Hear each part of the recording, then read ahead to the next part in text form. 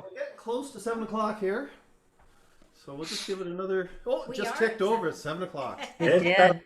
So And we've got 2 screens marked, 31 participants. So good stuff. you Wow. So no pressure. No pressure. can breathe, Mark, breathe. Yeah. Okay, so I guess we'll get going. Welcome, everybody. Glad to have you all here joining us tonight. If you don't know who we are, I'm Mark. This is my wife, Susan, and we run the Bytown Ukulele Group. So for those of you from out of town, this is what we do in our spare time. So tonight, we're going to be doing a bass workshop. Now, I'm not a bass player. I do play the bass, but I'm not a professional bass player. I'm just going to be passing on, giving you some information from some of the things that I have learned in the past. When did I get this? I must have been playing this about 8 years now, 8 or 9 years. Wow. So as I say, I'm not a professional bass player. I'm not a professional. Should we mute ourselves? So, now what we're going to do tonight is I'm going to ask everybody to mute themselves while I'm giving the presentation, and that way there won't be any voices or any instruments interfering with what I'm trying to talk to you about. So if everybody can mute themselves, then if you have any questions during the evening as we go through everything, you can, a couple options. You can either put them into the chat.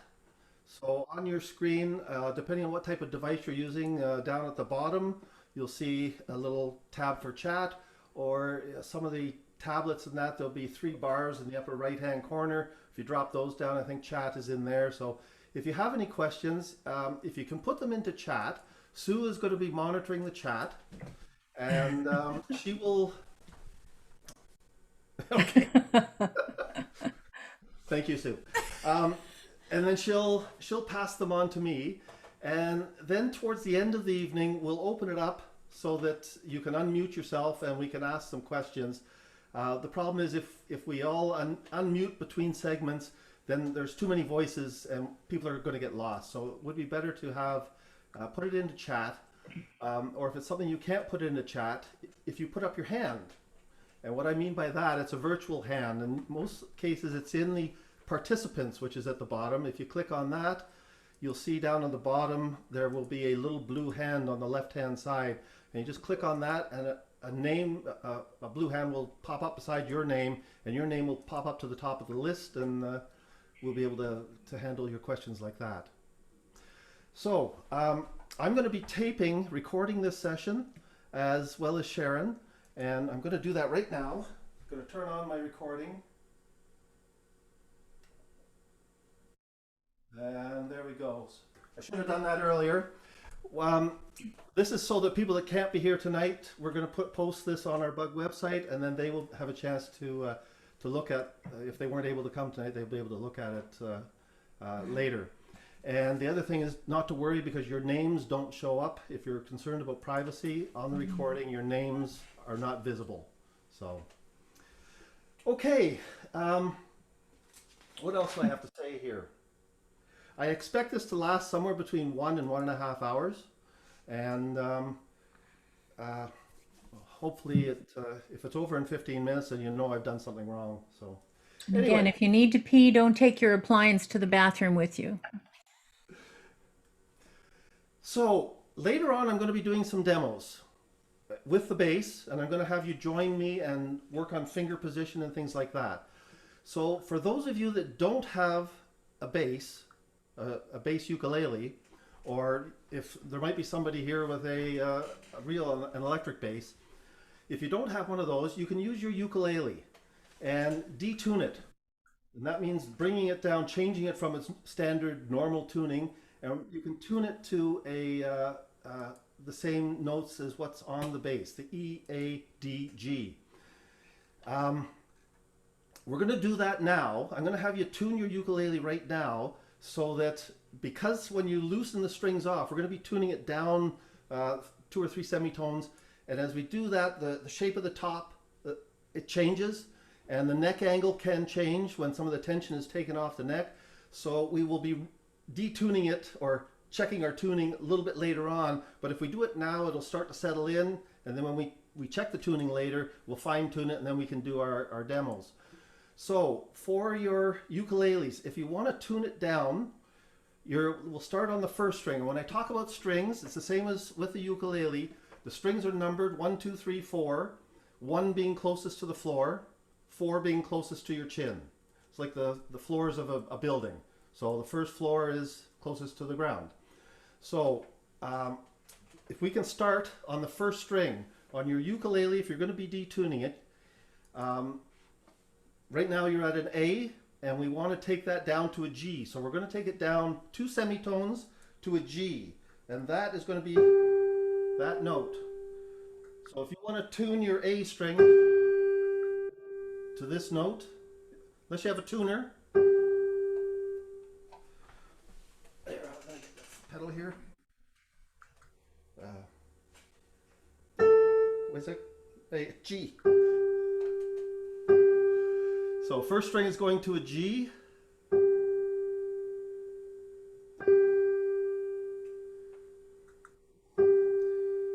We'll go to the second string now. That'll be going down again 2 semitones to a D.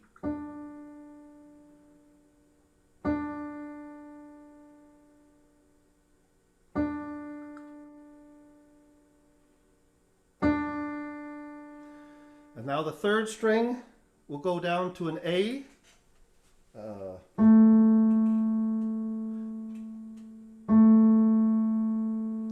So your third string to an A. And if you have a bass, you can tune your bass too at the same time.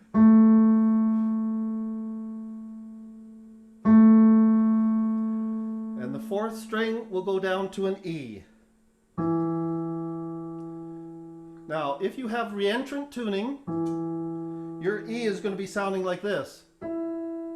That's okay. Don't take if you have reentrant tuning, in other words a high G, don't take it all the way down to a low E. It'll be too low and floppy, and your string won't make any sound. So if you have a high G tuning on your ukulele, take it to a high E. Okay? So we're going to come back and we're going to retune those a little bit later on, but this will start letting them settle in and adjust a little bit to this change of tuning that we've given it. So the first thing about the bass ukulele that we're going to mention is the history, where it came from. Originally, it was a company called Road Toad, and the owner of that, Owen Hoyt, I think is Owen Holt. He was from Hawaii, and he made a bass ukulele, which he named the Big Buffo Bass. And it was what you're seeing in a bass ukulele nowadays. The only problem with his Big Buffo Bass was that it was too expensive for most musicians because it was being custom made. And whenever you have a custom made instrument, there's a lot more labor. They're built individually. A lot more labor goes into them to build that one instrument. And it was too expensive for most musicians. So Owen Holt Road Toad teamed up with Kala, who was a big manufacturer of ukuleles in the States. And they developed an instrument that was the same characteristics as the Big Buffo bass, but it was much cheaper and more affordable to the musicians. And Kala named it the uBass. So nowadays, most people refer to the bass ukulele as a uBass, but uBass is a trade name. It's like Kleenex is to facial tissues. We don't say, could you pass me a Scotty? You say, can you pass me a Kleenex, please? So uBass is the trade name from Kala for the bass ukulele, and I will probably be referring to it this evening as the uBass, just because it's less syllables that I have to say instead of bass ukulele. So we'll call it a uBass, but it's really a bass ukulele.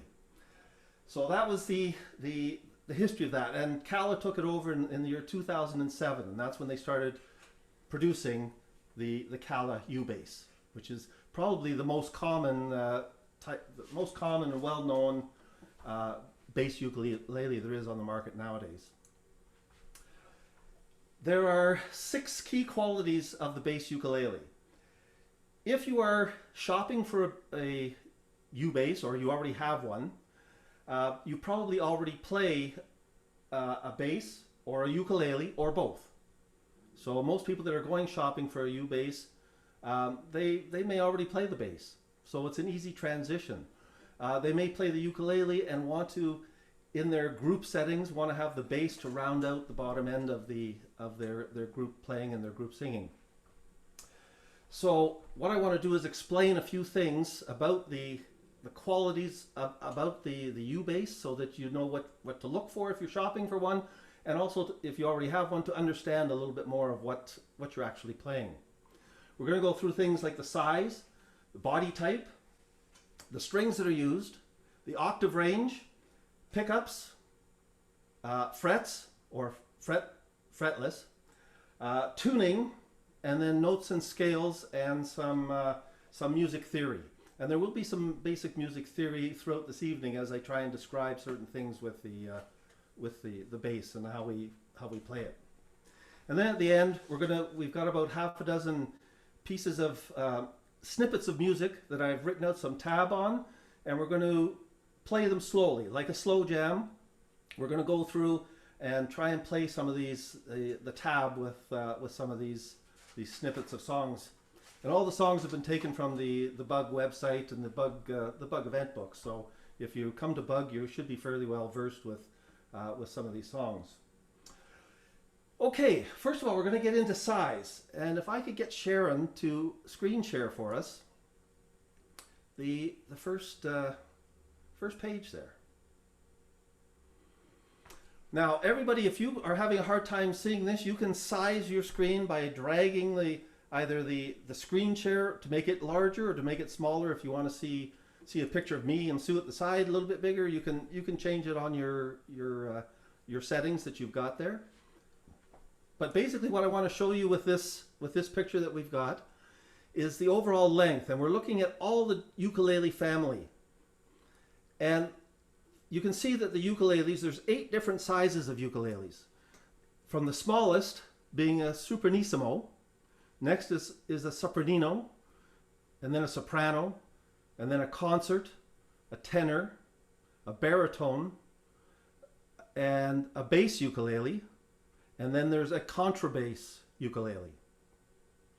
And the size, the overall length is going to be ranging from 17 inches to about 32 to 33 inches in the overall length. That's not the scale length, not the length from the nut to the saddle, but the overall length from the tip of the headstock to the bottom of the lower bout. So the 5 main ukuleles that we are concerned about are, Sharon, if you could just go up just a little bit, we'll put that in the center of the screen, is the soprano, concert, tenor, baritone, and the bass. And those are the 5 main ones that most people are probably familiar with. The scale length on these instruments is going to range from, the soprano has a scale length of about 11 inches. And when I talk scale length, that is the distance from the nut to the saddle. And the saddle is the bone that is in the bridge on the body. So the soprano will be a scale length of 11 inches. The sopranino is about 11 inches. The soprano is 13 inches. The concert is then 15 inches. The tenor is 17 inches. And the baritone is around 19 to 20 inches in length. The bass ukulele is a little bit bigger, with a scale length ranging, depending on the brand, it ranges between 20 to 23 inches in length. And to give you an idea, to compare this to a bass guitar and a double bass, the big upright contrabass, the double bass has a scale length of 41 inches to 43 inches. The bass guitar, standard long scale 4-string, is about 34 inches. But there is a bass guitar that you can get that is an extra long scale, which will give you 36 inches. Standard long scale 5-string is 35 inches. And then any bass that has a scale length of less than 30 inches is also referred to as a short scale or a micro bass. So bass ukulele, having a scale length of 20 to 23 inches, it fits into that range of a micro bass. but it is even smaller than bass guitarists. When they look for a micro bass, they're looking for something in the 26 to 30 inch range. So the bass ukulele is even smaller and more compact than that. Next thing is the body type. There are two different types of body. One is the hollow body, which is what you see on the left hand side there. It's like an acoustic instrument. So it's like a standard ukulele. It's got a hollow body where the sound vibrates inside. The sound comes out through the sound hole and the top is vibrating. And then there is the solid body, what you see on the right hand side. And what you saw earlier, that one of our people joining us tonight has got a timbre bass, which is what I'm holding up right now. And this is a solid body instrument. Okay? It doesn't have a sound hole in it. It doesn't have a body that resonates the sound. It is a solid body instrument. The difference between these is, with the different body types, the hollow body is like a giant ukulele, and the solid body is like a baby bass guitar.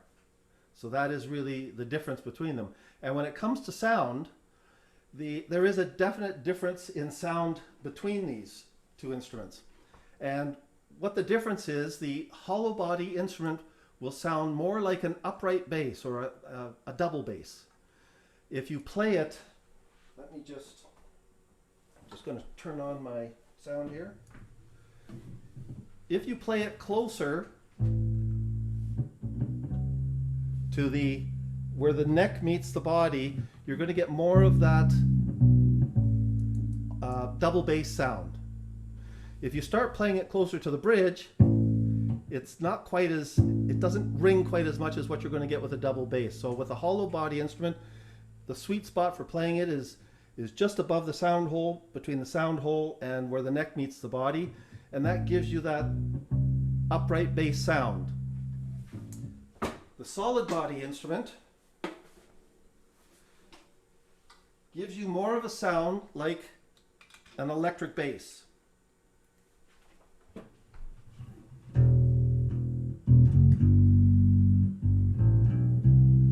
So there's more of a metallic sound. The solid body ukes, they can come with the rubbery strings, but a lot of times they come with metal wound strings.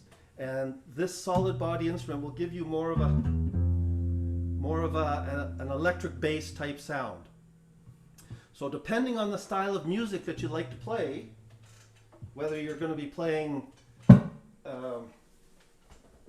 heavy metal stuff, or if you're going to be playing lounge music, you may be better you can change the instrument that you choose. Heavy metal, go for the solid body. For the jazz standards and things like that, the hollow body would be better.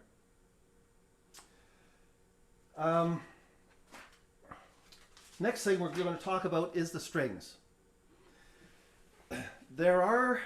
The most popular strings are polyurethane strings. The polyurethane strings were developed so that with a bass instrument, to get that lower sound, to get that bass sound, there are three things that you can do to get that lower sound. One is to make the string longer. One is to make it thicker. And the other one is to make it looser. So, taking those three things into consideration, to make it longer to get the bass sounds, we can't do that with a bass ukulele because we're restricted to the length of instrument that we have. On an upright bass where the scale length is 42 inches, you have a long length of string there that the frequency is allowed to vibrate so that you can achieve a much lower sound.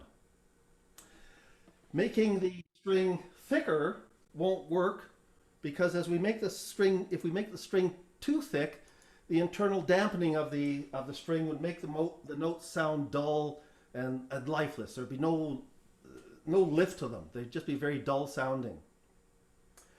And the other thing that I mentioned, the third thing, was to make them looser. And looser wouldn't be good because then what would happen, it was make the strings sloppy and floppy. and you wouldn't get a good clean sound out of it. Now, luckily there is a fourth option, and that fourth option is adding density. And most manufacturers that make bass ukulele strings, they all have their own individual formula, their own, recipe that they make for using these. But what they have come up with is polyurethane strings. And the polyurethane strings make it much denser. And it allows you to keep the string in a smaller diameter, but with that added density, it allows you to achieve that lower, basser sound. The two most popular options of polyurethane strings are the Aquila Thunderguts and the Kala Silver Rumblers. The Aquila, I have several different styles here. Aquila's got several different versions of it. This is the regular Thundergut string. They also have their reds, and this is the Thundergut blacks. And they are basically, the difference between them is in the color. The regular Thundergut strings are white. They have a white color to them. The reds, you guessed it, are red. I'll say a little bit more about this in a moment or so. I don't know, can you see that, or the reflection of the packaging? Okay. And the blacks are black, and that's what I have on this instrument right now, are the Thundergut blacks. Because I sell all these different strings here, I change them up occasionally to try the different ones. The one thing with the reds that they have done with the reds, in increasing the density of these ones, they have added a copper powder to them, which is given it more density for the diameter. So they've been able to reduce the diameter of the red strings to make them a little bit thinner. They're not quite as thick as these blacks or the whites. They're a little bit thinner, and some people really swear by them, that they really like the red ones. I like the blacks the best, blacks and the whites, but I like the blacks for the color. The reds is not my preference, but some people, I think Claude Lasselle, I think you have reds on yours, so. Somebody's also mentioning polyurethane Kala road toad strings. Peter. Oh, okay. Those are the Pahoa strings that were original from Road Toad, from the Road Toad Owen Holt, and that was the original string that he developed, which was a polyurethane string, and they were called Pahoa strings. And then Kala took over and made the Kala bass Road Toad string. The other option, a lesser known variety are wound strings. And this is you can see, this is a package of the wound strings. These are round wound strings. Say that 3 times fast. round. They have a nylon silk core to them, and then they have some either silver or copper plating on the metal windings that are wound around it. Now those are the type of strings that you will see on this timber bass. This is a Magic Fluke timber bass. These are round wound strings. You can also get flat round strings. With the round wound strings, if you're doing a lot of sliding, sometimes the round wound can be a little tough on the fingers because it's sort of like little ridges, whereas the flat wound strings are much smoother. So it makes it a little bit easier for sliding if you want to get that slide effect. These Kala uBass round wound strings can be put on a regular uBass, a hollow body uBass. You will have to adjust the nut because the diameters will be different. So your nut slots will need to be changed. And if you can put them on as it is, but If you don't adjust them, you may get some buzzing from the nut if you don't adjust the nut slots for them. And if your uBass does have a truss rod, there's slightly more tension on it with these round wound strings, so you may have to adjust the truss rod. And a lot of uBasses don't have a truss rod in them. A few do, but not a whole lot. So just a word of caution about these. The other thing with the round wound strings, or the metal plated ones, the metal wound ones, is that they can be as much as 3 times the price. For the regular Aquila Thunder Guts, a package of, what did I do with them? I lost them here somewhere. Okay, package of the white ones like this, you're looking at about $35 to $38 for a set of strings. These ones here are closer to about $85, so 2.5 to 3 times the price. So just be aware of that before you consider switching over your strings. Okay, next I just wanted to briefly mention Octave Range right at the beginning when we were talking about the size. Sharon, if you could go back. Yes, Octave Range. There are 2 different types of basses. One is the standard bass ukulele and the other is a contrabass ukulele. I have never had my hands on a contrabass ukulele. I've only read about them and seen them in magazines. The contrabass ukulele is about 2 to 3 inches longer than the regular uBass. And the other main difference with the contrabass ukulele is that it is tuned 1 octave lower than the regular bass ukulele. So the regular bass ukulele is tuned an octave higher than an electric bass. The contrabass is tuned the same as an electric bass or an upright bass, a double bass. So it is an octave lower. They're not very common, but they are out there, and I'm just mentioning them so that you know that they're out there. If you ever hear them, people talking about contrabass, that's what it is. Okay, next, pickups. Pretty much all basses will have a pickup in them. You can play a hollow body instrument. You can probably hear a little bit of me playing that. Because it is a hollow body, the sound is resonating within the body and coming out through the sound hole. But to play in a group situation, you will need a pickup. And if you're playing a solid body instrument, you can hear this a little bit, but you can't hear it as much as what you just heard the hollow body. So whether you're playing, whichever one you're playing, you are going to need a pickup in it.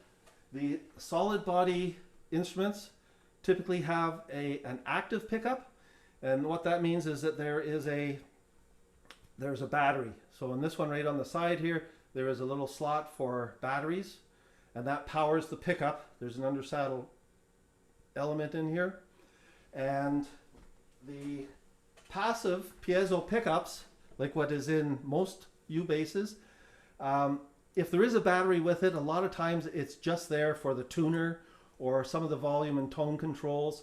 But basically the pickup is an undersaddle element, and it is a passive piezo pickup. So 2 different types of pickups depending on the body style of the instrument that you're playing. Okay, we're moving right along here. Next thing I wanted to talk about was frets. It's kind of difficult to see frets or lack of frets. In this picture that's on the screen there right now, the instrument on the left, which it looks like it's a Coca-Cola instrument there, that is actually fretless. And those lines that you see are just markers, or it's a different material that has been cut into the fretboard to give you a fret position, but there are no actual frets there. The instrument on the right, the red instrument, is a fretted bass. So those are fret wires that you're seeing. And I'm going to bring up closer to the camera so you can see this. Might be easier, Sharon, if you just took off the screen sharing for just a second. Thank you. So in my left hand, on the left hand side, this is a fretless uBass. So those lines that you're seeing there are no frets on there. It is just a line. I don't know, can you see? I know it's hard to see, but there are no frets there. That is just an indicator. Whereas this one here, this is a fretted uBass, and you can see the fret wires that are in there. So you have two options, whether they be fretted or fretless. You can go back to the screen sharing now, Sharon.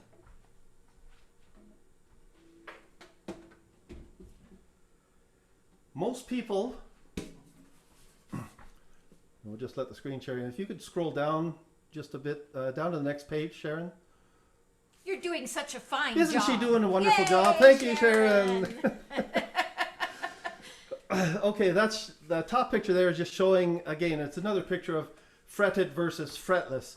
And again, both of those are showing you can see fret lines, but the one on the left is fretted. There are fret wires there. The picture on the bottom shows a fretless bass neck, and there are no markings on the face of the fretboard. There are only side markers along the side of the fretboard to give you an indication as to what your position is. So the difference between these instruments is most people that have a uBass have a fretted uBass. There's not a whole lot of people that are playing a fretless, because most people, they're afraid of it. They're afraid of playing a fretless instrument. And there is a school of thought that says if you don't already play at least one fretless instrument, don't start with the uBass, because it can be fraught with peril. But I don't really agree with that. I think it doesn't matter whether you choose fretted or fretless. Personally, my own personal preference is fretless. And I played a fretless right from the beginning. The first uBass I had was a fretless uBass. Arthur McGregor at the Ottawa Folklore Centre, he recommended that I get the fretless one, and I did, and I haven't looked back. It's taken a little bit of practice, but the fretted one also takes practice, because what happens with the fretted one, if your finger is not perfectly placed, can you hear all that buzzing I'm getting? So if your finger is not perfectly placed between the frets, you're going to hear buzzing. So I'm getting a good sound there, but if I up too high, and if you're sliding, if you're doing some slides, as I slide up, you can hear it buzzing over each one of the frets as I'm going up. So that is the real drawback to having a fretted uBass or a fretted instrument, is that unless your position is spot on, if you're too close to the fret, you're going to be getting that buzzing noise. So be aware of that. If you are playing a fretted bass ukulele, your finger position has to be Spot on. spot on, yes. Now, with the fretless, I'll just show you the difference there as far as sliding and whatever. This gives you the ability to, you can hear how I can much cleaner have a slide up the instrument there. And I'm not getting that buzzing. The other thing is, because these strings are rubbery, they're likened to a big rubber band with these polyurethane strings, there is a tendency that as you play further up the neck, the intonation goes off. And if you are fretted, it's because of if the action is too high, if it hasn't been set up properly and the action is too high, as you play something up on the 12th, 13th, 14th, 15th fret, you're stretching that string down, so the intonation goes off. It will be sharp if you're stretching the string too much. Or the other thing that can happen too is when you're playing it, since these strings are round, sometimes when you put your finger on there, it'll roll under your finger. I don't know if you can hear it there, but the pitch was changing ever so slightly And that's just from my finger, the string rolling underneath my finger. So by having a fretless instrument, you can roll your finger up or down to fine tune your tuning. So the other thing is that these strings, being big and rubbery, are very susceptible to environmental changes. So if you start off the evening playing in your local club, and you know the air in the room is cool, and you've tuned up, and you had a good evening, but then you got 100 people in the room starts to get really hot, people are sweating, they're getting up and dancing while they're playing the ukulele. Heat will affect these strings, humidity will affect them, and the tuning will change. So by having fretless, it allows you to compensate for those changes in the environment and fine-tune your instrument, you know, as you're going along. So don't be afraid of fretless. Most people are going to play fretted, but don't be afraid of fretless if you're looking to buy one, because there are some advantages. And one of the main ones I like is being able to get that slide. That can be really funky. Funky. Funkadelic. Funkadelic is right. Okay, next thing, we want to talk about tuning.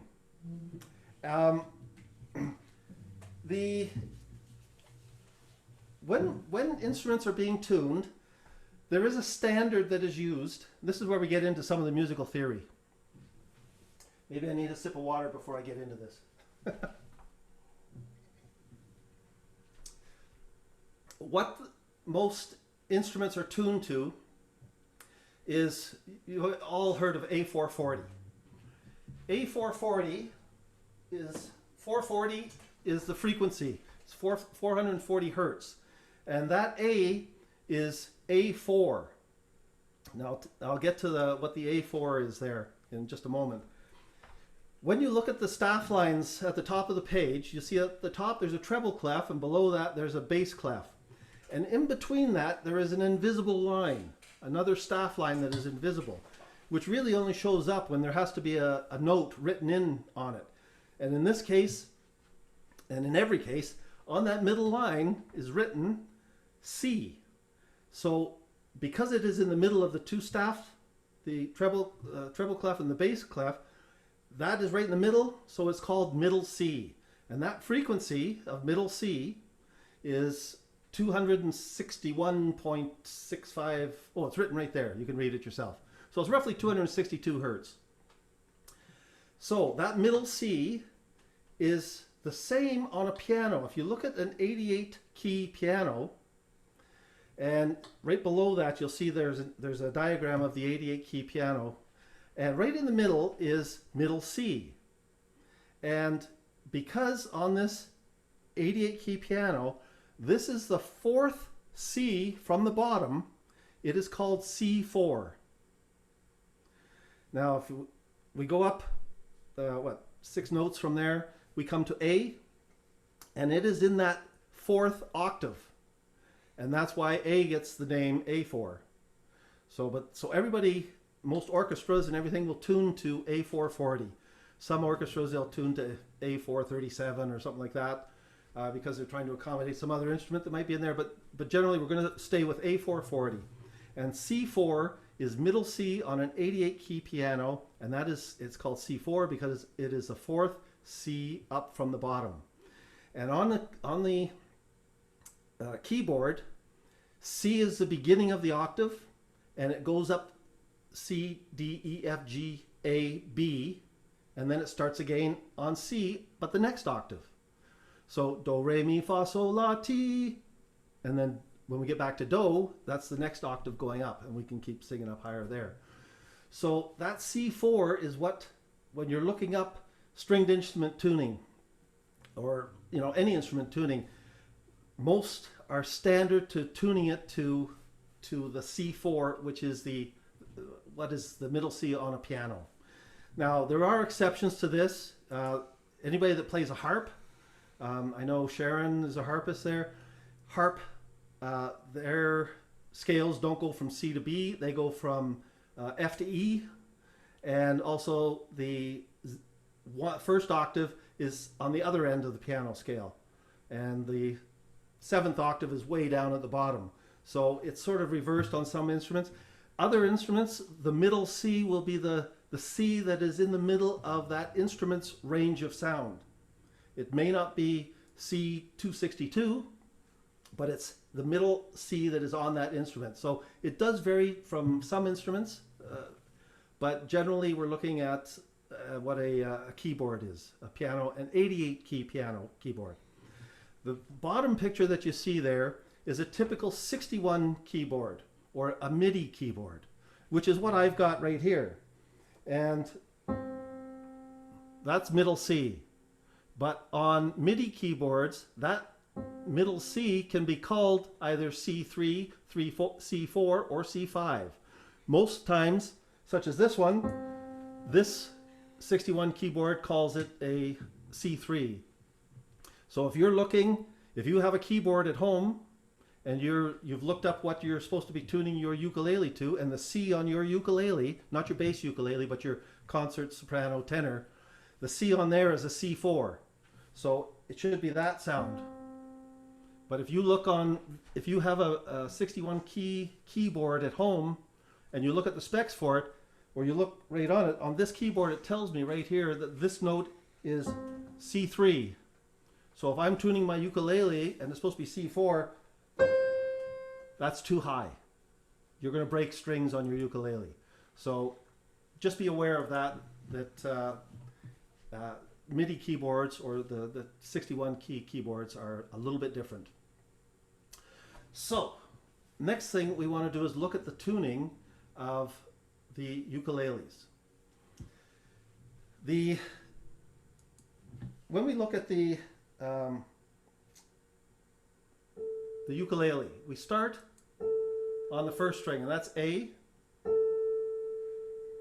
and then we go to an E, then we go to a C. If you're a reentrant, you're going to go back up to a G. But if you have a linear tuning and you go down to a low G, that low G is the same as the first string on a bass ukulele. So that first string that I've got is a G, which is the same as a low G on your soprano, concert, or tenor ukulele. And then it goes down from there. Whoops.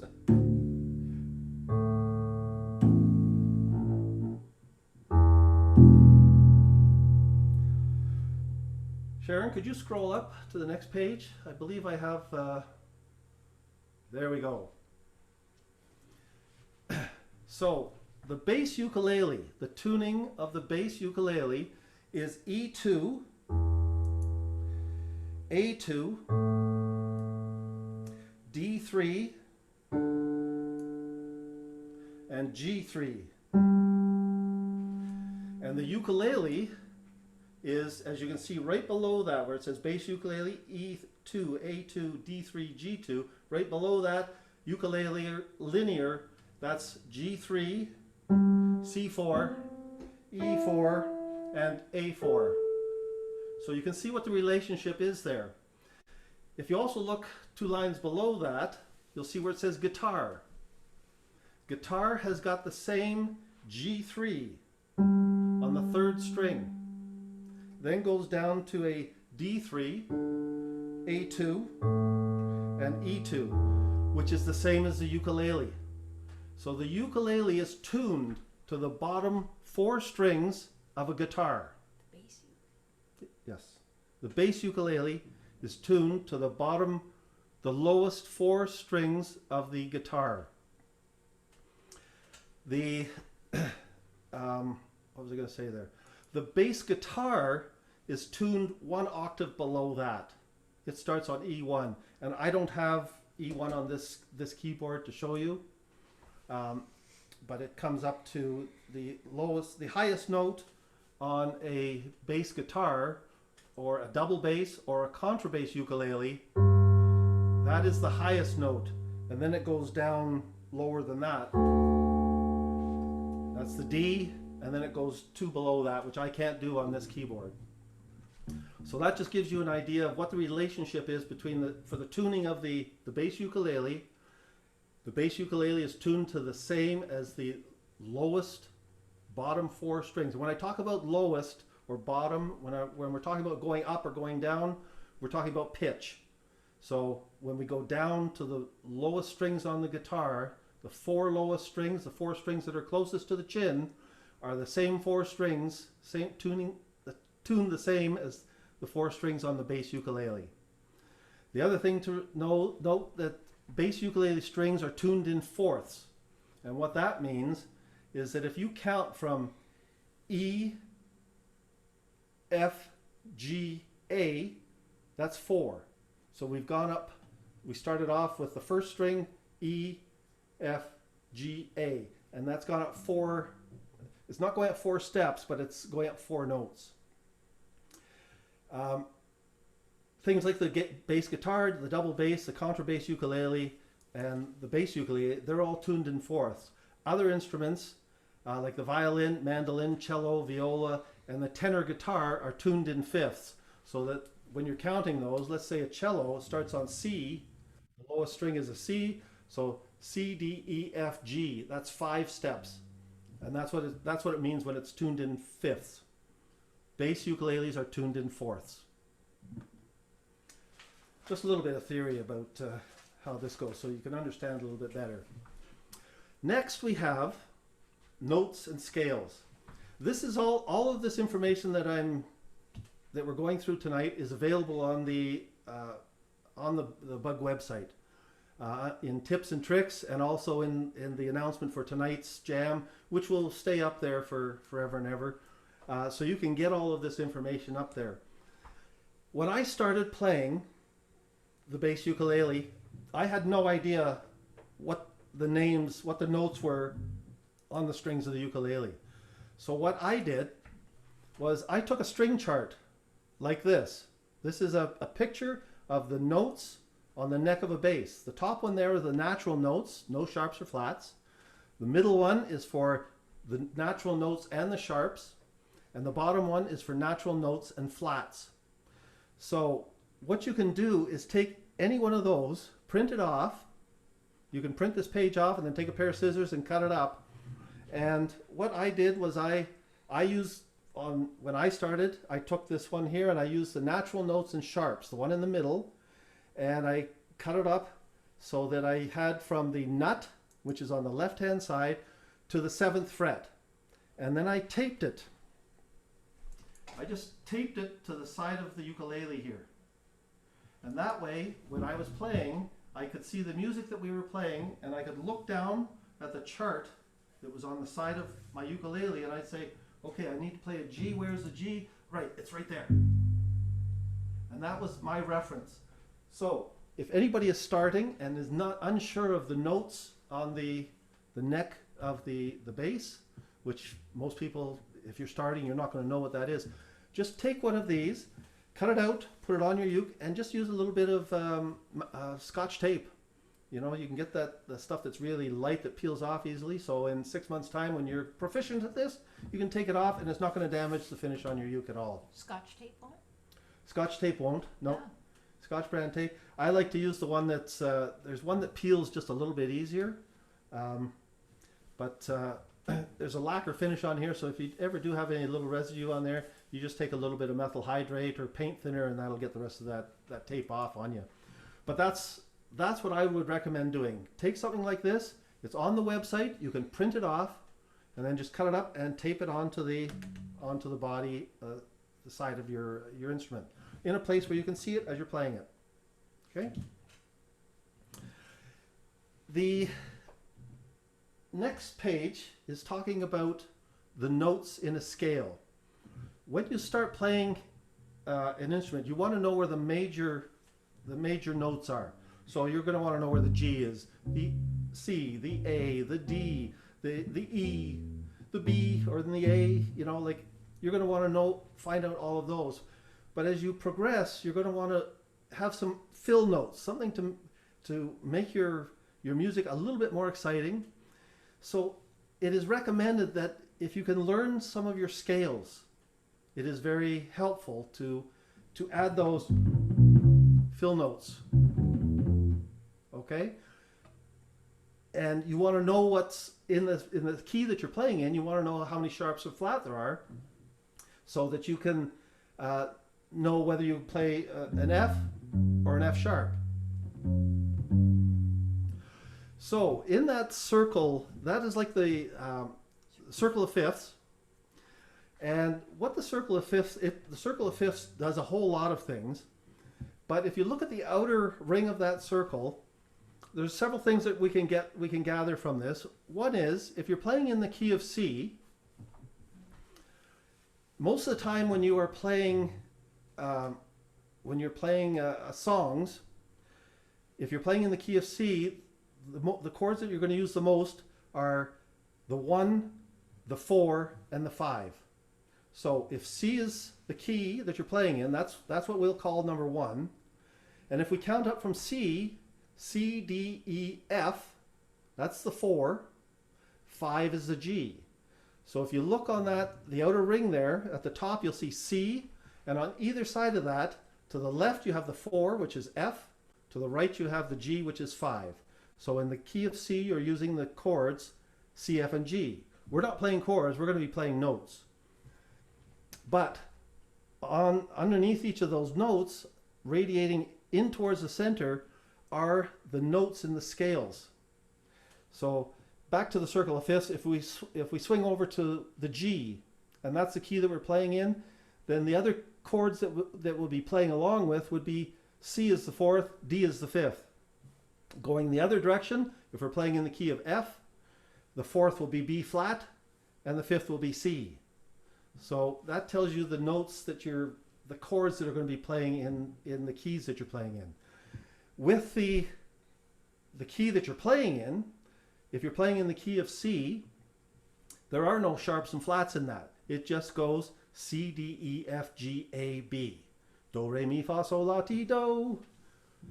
If we go over to G, so we have G, do, re, mi, fa, sol, la, ti, do. So it's the same do, re, mi, fa, sol, la, ti, do, but the difference with G is there's one sharp in it. There's an F sharp. So if you're doing that scale, you're going to go G, A, B, C, D, E, F sharp, G. So if you're playing in the key of G, you know that there's an F sharp there. If you're playing in the key of D, there are two sharps. There's an F sharp and a C sharp. So this scale, this circle of fifths here, is useful to learn your scales, so that you can learn the key, take a key that you want to play in, and then you can check out your notes from there. Now, the other way to think about this, if you don't have that circle of fifths to play off of, is think of the piano. We have the C note here, and if you look down at the bottom, you'll see it's showing in the middle of that keyboard, there's an octave. And in that octave, which is starting from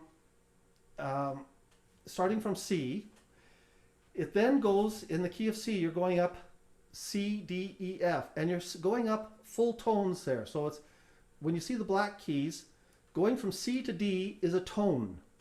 D to E is a tone. E to F is a semitone. Those black keys show that there are semitones in between the C, D tone. If you can remember the black keys on a piano and you're looking for a scale, think of tone, tone, semitone. So two tones, and then you have a semitone. Then tone, tone, tone, semitone. Three tones and a semitone. So all keys are made up with that pattern.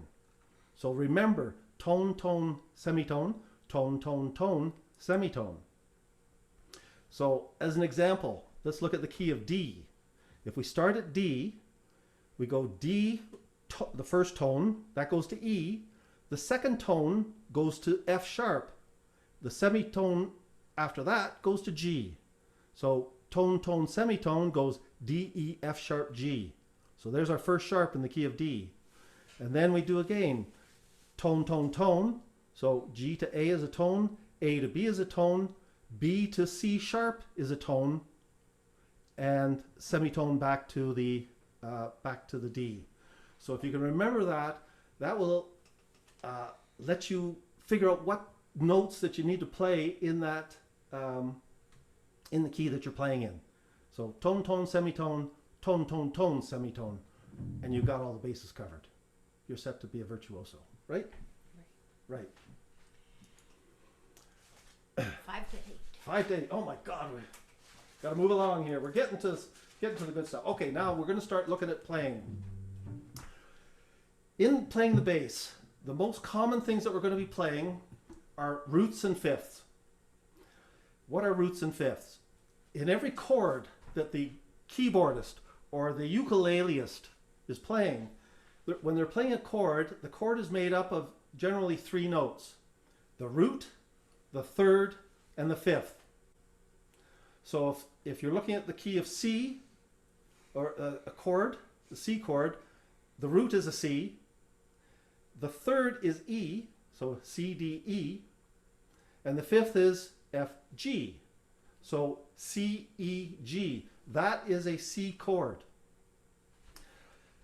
The C is the root, the fifth is the G, the third, that can change. It could be a minor third, it could be, things could happen.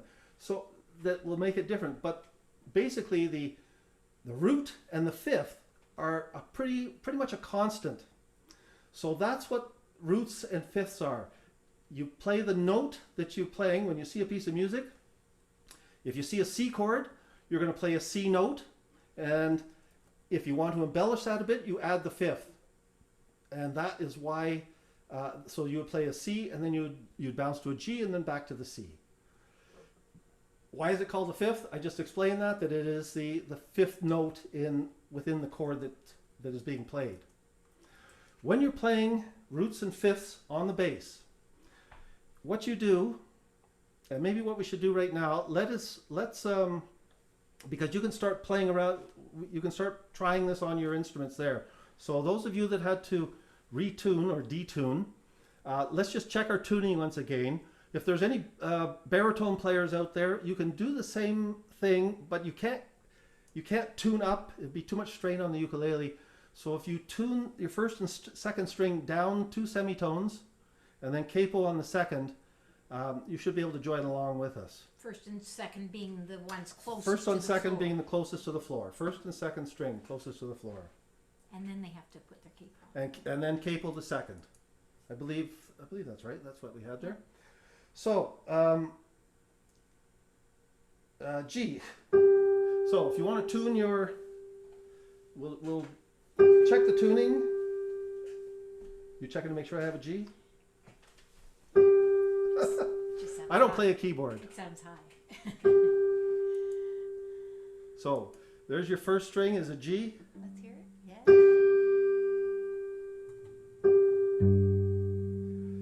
Yeah. Second string E. D, sorry.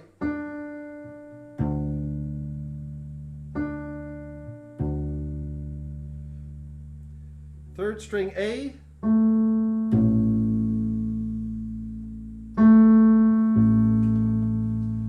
And fourth string E. So for those of you with re-entrant tuning, your E is going to be up here. Linear tuning, you're down here.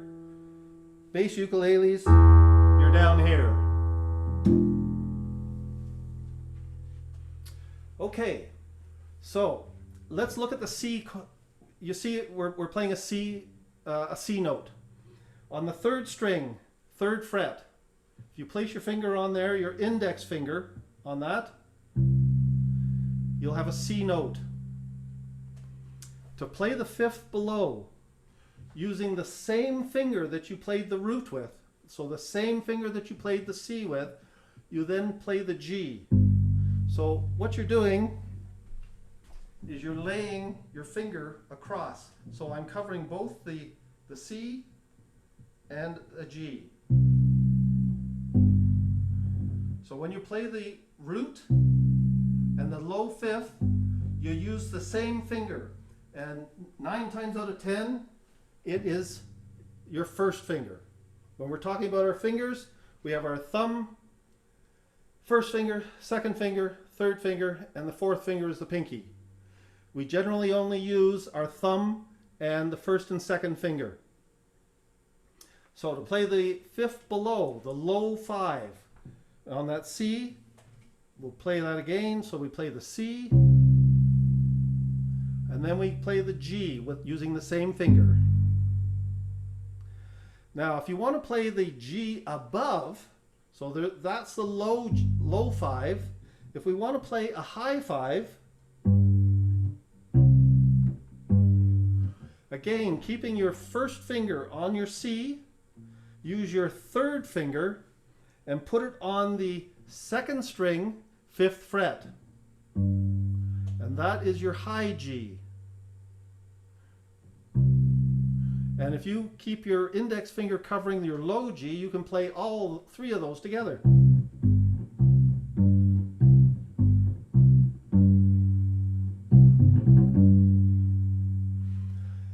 The last one that we want to show is that there is an octave. We've got the low G and the high G. That's an octave. We've got the C, which is our root, and we can have an octave to that root, which is the C on the first string, 5th fret. This pattern, this shape of root, low G, high G, and high root is the same on anywhere you go on the bass fretboard. So that doesn't change. If you want to do it on a D, you come up to the 2 frets up, move what you see on the screen there. Instead of starting on the 3rd fret, move everything up 2 frets. Starting on the 5th fret, that'll give you a D. Your low octave will be an A on the 4th string, one closest to your chin. Back to the D on the 3rd string. High root is the 2nd string, 7th fret. And the root octave is on the 1st string, 7th fret.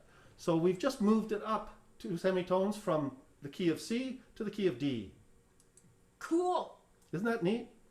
That is the same, and that is the fundamental basis of playing the bass, is that if you have those positions in your mind,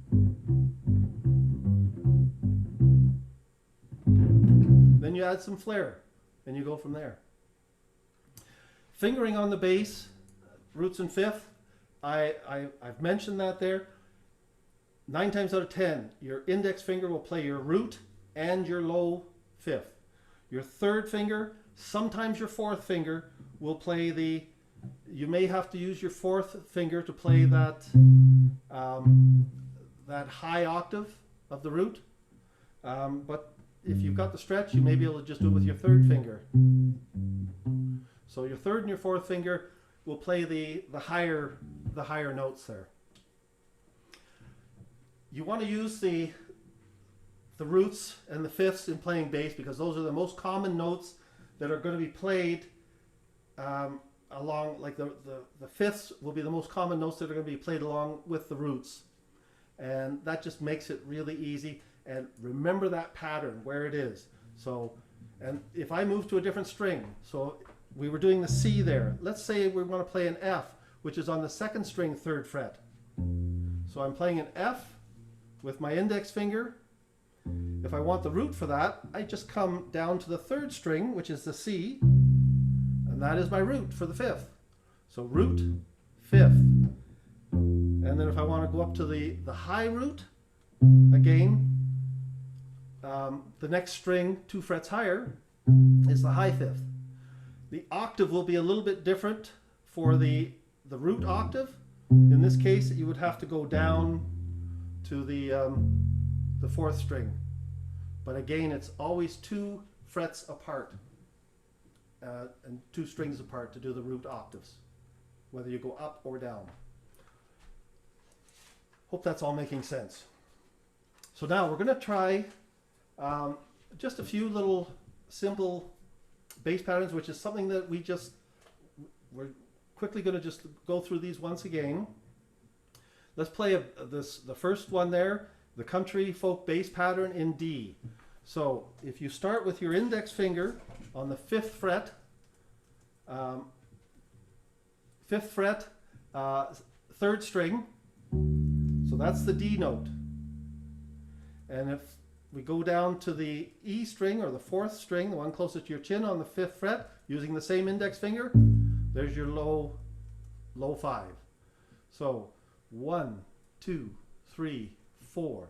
1, 2, 3, 4. So just go back and forth on that a couple times. So here we are, second bar. So now we go up to the next one. This will be a little bit different. Fifth fret on the third string, and instead of going to the fifth string on the fourth string, on the E string, open it up, go 0, which will be the same note.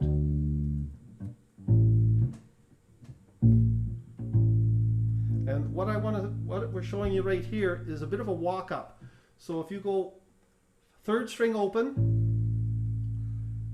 third string fifth fret, third string open, third string third fret, fourth fret, fifth fret, and then back to the low octave.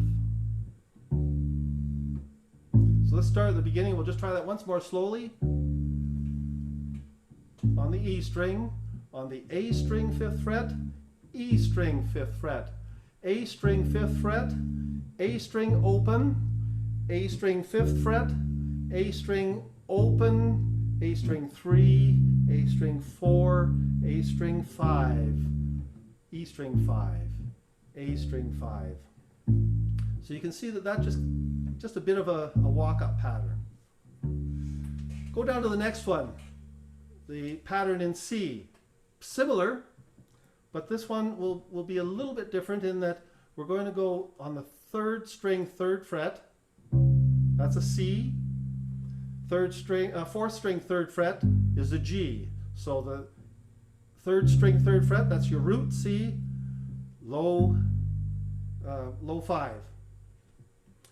Back up to the third string third fret, third string fourth string, and then open third string, second fret third string, third fret third string, and then back to the root. So what it's going to sound like is bum bum bum bum bum bum bum bum bum bum bum bum bum. So it's just giving you a bit of a walk up. When you're on the C string, so go to the fourth bar. So we start on the third string third fret. And then we walk up, going up onto the D string, the second string. So third string, third fret, and then open string, second string open,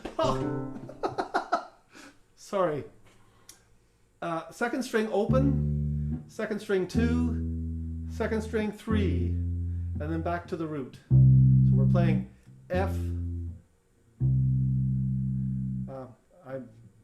It's a little. Are you confused, Sue? Yeah. You're just getting lost in the numbers. Yeah, I am. Take a breath. Oh, okay. Anyway, that's the sound that we're looking for with this. It's just to show you.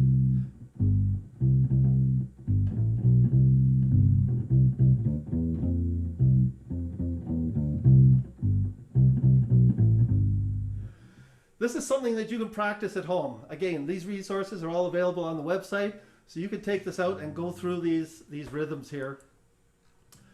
The walking bass line, we're going to skip over that right at the moment because we got a few more examples coming up with that. 809. Something else I should mention when playing, we've been concentrating on what we're doing with our left hand, playing the roots and the fifths. The right hand, generally we're using our thumb. You can either use your thumb to play those notes, or you can use your first and second string, first and second finger.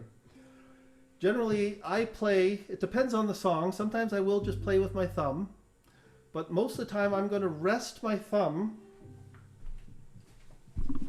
I'm going to rest it on the side of the fourth string. And that gives me a place to landmark that I can then use my other two fingers to walk and play the notes. And by keeping this thumb on that string, it's a landmark. You can buy thumb rests that will stick to the body that you rest your thumb on, but generally I just rest it on the side there, and then if I'm playing that C G, I'm going to play, see, my thumb is resting on this string, and I will play the C, and then when I go to the low 5, I'll take my thumb off just so that can ring on, and then I'll go back to the C, and my thumb will come in there and just briefly touch. But generally, if you can use your thumb as a resting on your string, it gives you landmark. It allows you to see the strings without having to sort of keep looking down as to what I'm going to pluck. Your muscle memory will remember where you were. Okay, Sharon, if we go to the next page there, Sloop John B. What we're going to do, Sue's going to join us here. She's going to lead us in a song. The other key thing about playing the bass is because of its low sound, it fills the room. It goes out there and everybody can hear it. And that is what the group will be following, is whatever the bass is doing, they're going to hear that sound. It's the same thing with percussion. Whatever the drums are doing, it's setting the tempo to keep the room or the band in sync all together. But you must remember that when you are playing in a group, there's always somebody leading a song. And it is up to the bass player to watch the leader. And Sue's always my leader. She's always telling me where to go. And what to do. And what to do. So it's key for the bass player to always be aware of what the leader is doing. Because if the song starts to drag, or if the bass player is just sitting there doing his own thing and totally unaware, you might slow down, you might speed up. It might not be right. So the bass player has to watch the leader to know what the leader's doing. And sometimes the leader wants to speed things up because the song is dragging or whatever. So the leader's going to be sitting there and he's going to be stomping and saying, pay attention to me. So always watch your leader. Whoever's leading the song, if it's across the room, if it's beside you, always position yourself so you can see the leader. Because the room is going to follow you. But if that's not what the leader wants to be done, then you're not doing your job as a bass player. I think I saw a question there too. I was talking about fingers, using your fingers to pluck the strings. I think somebody asked if you ever use a pick on a bass. Generally, no. The only different thing that I've used on a bass, and that was with the wound strings, is a bow from a cello bow, because you can get the strings to ring, the metal wound strings to ring, sort of like a cello or a contrabass, bowing it. But generally, I've never used a pick, just my fingers. Okay, Sue. Now, what we want to do with this one here is the first verse here. We're just going to sing this song, and we're just going to play the roots. When you look at the song at a piece of music like this, you look at the chords that are there. And wherever you see a C chord, you play a C note. Wherever you see a G chord, you play a G note. Now, if it says G7, we're not concerned about the 7. We're just concerned about the root. The root of that chord is G. So wherever you see a chord, if it's G7 or G minor, you're going to play a G for the most part. So for this song, let's just start off. Sue's going to start singing this. We're going to do it slowly. And we're going to play just going to play roots on this first verse here. Okay? Ignore the tab that's below. Ignore that tab. Don't even look at it. We got confused on that earlier. 1, 2, 3, 4. C. C. We come on the Sloop John B. We're assuming that there are other notes in there. In the beginning of bars. And me. 1, 2, 3, 4. 1, 2, 3. Now to the G. Roam. So That's on the fourth string, third fret. Drinking all Back to the night. C, third string, third fret. And then we're going up to the third string, second fret. That's your F. Back to the C. Well, I feel so broke up. Back down to the G. Go C. home. Okay, let's just. So that's introduced that song. It sort of set a bit of a mood.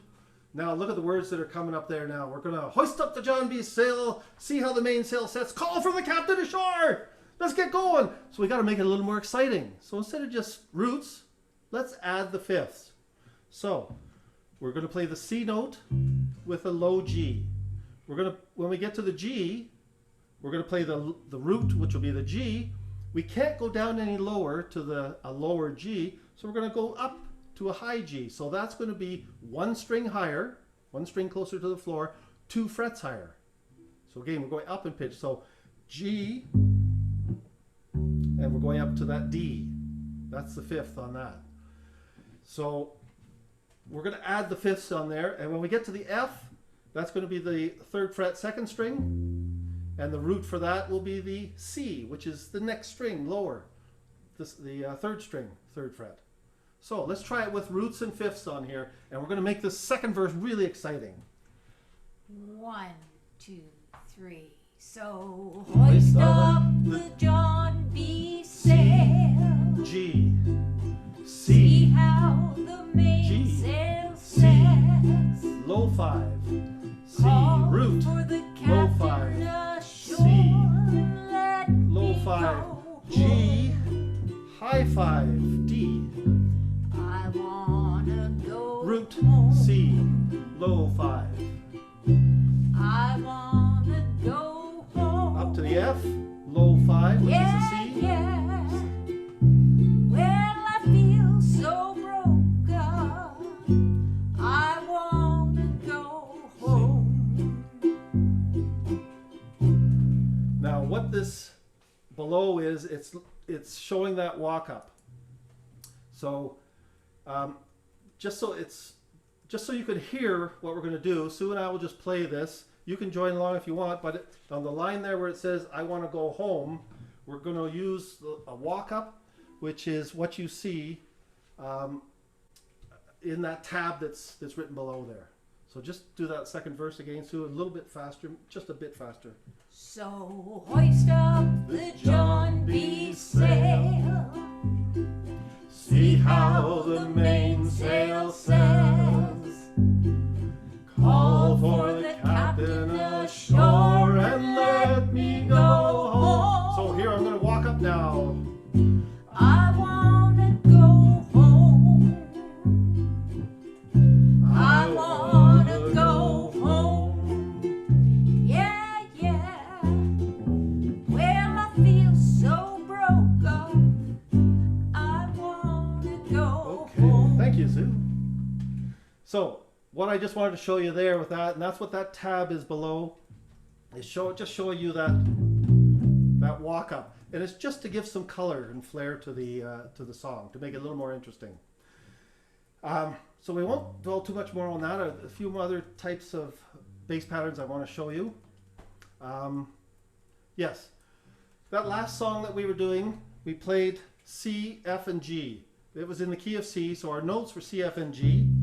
So by barring the 3rd fret there, the 3rd string was my C, the F was the 2nd string, and the G was the 4th string. Those are the key, in that key, those are the main chords that were going to be used.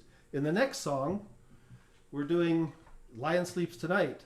And really what I wanted to show you with this is, we're playing this one in the key of F, and the other 2 notes, the 4th is the B flat, and the 5th is the C. So those are the chords that are being played in here. Again, with the uBass, the position is the same. By barring the 3rd fret, I have my C on the 2nd string, my F on the 2nd string, my B flat on the 1st string, and my C on the 3rd string. So those are the notes. You can leave your finger just in that one position, and we can just, all the notes you need are right there. Wow. Here I thought you were talented, but No, I do. it's just simple as anything. It sure as hell is. God. So- Okay. Intro? Sure. 1, 2, 3, 4. So there's the F. First string is a B, flat. Second string is an F. Third string is a C. Back to the second string.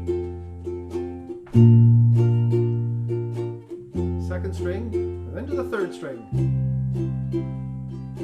We are on the way.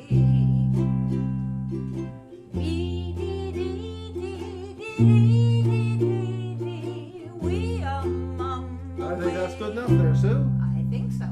So that's just to let you see that the major chords that you're going to play in a certain key are all together there, and it makes it easy to play on the bass. Okay? Next one. What do we got next here? Okay, now this one, I mentioned there, if you saw chords that had different names and whatever, not to get scared and confused. So we've got a G major 7, G7, C major, add 9.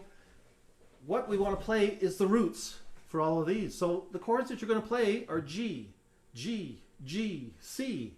So it's very easy. And with this one, because this song by David Gates is, it's sort of a love song and it's kind of easy going, you don't need roots with this. So you just want to be able to play the roots, but don't get worried about all the fancy chords that are in there. Can we take it from If a Face Could Launch? Sure. Okay, so start off on the G chord. So G note. 1, 2, 3. If a face could launch 1,000 ships, I'm just playing a G. then where G. am I to go? Third string, third fret for C. There's no C. one home. Back to the G on the but fourth string, third fret. Back to the C on the third it's string. left me to. Okay, so it's very easy. You don't have to get confused or scared by all those extra notes in there. Now to make it a little more interesting, Sharon, could you just scroll up and we'll just look at that the markup example that's right below there. When I'm writing out what I want to play on a song, this is pretty much what I do, is I gray out the chords and I replace it with a chord that I don't replace it with a chord. I replace it with a note that will work in there. And if you look on that first line there of the introduction, there's a G chord. What that little tick mark beside it, oh no, Sharon, you can stay down at that example there. That little apostrophe by the G just tells me that I don't want to play a low G, I want to play a high G. So this is my own personal markup that I use, and it might be something you can use. The next chord that's there, you'll see it grayed out, G major 7th. If you look down at there are two groupings of 3 chords at the bottom there. Look at the chords on the right hand side. You'll see a G major 7 and a G7. If you look at the second string, in the G, the second string, you are playing a G note. In the G major 7 chord, that G note has now gone down to an F sharp. And on the G7 chord, that second string has now gone down to an F. Okay? So, when you look at those chords there, the G, I'm going to play a G. The G major 7, that second string has changed. The note has changed. It's not a G anymore. It's an F sharp. So, go down. The G7, play an F. And this is just going to add some color to it. What we'll do is we're going to play through this so you can hear it. And when we get down to the bottom there is and when my love for life is running dry. You can see the chords that are there. This is in the grouping of 3 on the left: E minor, G augmented, and E minor 7. Well, the E minor, if you play an E chord, that is Third string of the E minor that's an E note in the third string of the E minor. That I'm playing on Yeah. the ukulele. Yeah. Yes. Yes, those are ukulele chords. Those aren't bass chords. The G og, that third string, has now gone down to an E flat. And then in the E minor 7, that third chord has gone down to a D. So when you look at that line there with the and when my love for life is running dry, we start off on an E for the E minor, an E flat for the G augmented, and a D for the E minor 7. And where are those on the bass ukulele, Mark? Can you And those- explain to them? where Yep, that is? thank you, Sue. What a team. The E note is on the second string, second fret. E flat, slide down one on the second string to the first fret. And the E minor 7, we want to play a D, which is an open string on the second fret. And then the next note, we go to an A. We don't worry about the minor 7. And that little tick mark means that I want to play it up high, so I'm going to play it on the first string, second fret. And then you can go back down to the second string for the D minor, or D, and then the E, second fret, second string, and then A minor. Just lay your finger down on the first string and you've got your A, and then the D, you can go down to a low D, which would be the third string, fifth fret, or just the second string open. So just so you can hear what this sounds like by what we did when we worked this song up, is we looked at the chords, or I looked at the chords and Sue told me what I was supposed to do. and we got this progression of notes coming down, which just adds a bit of color to it. So just start with, don't worry about the intro. Okay.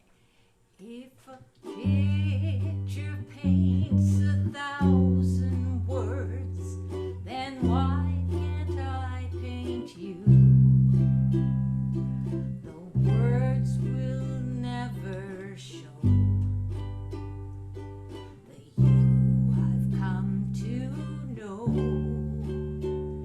And when my love for life is running dry,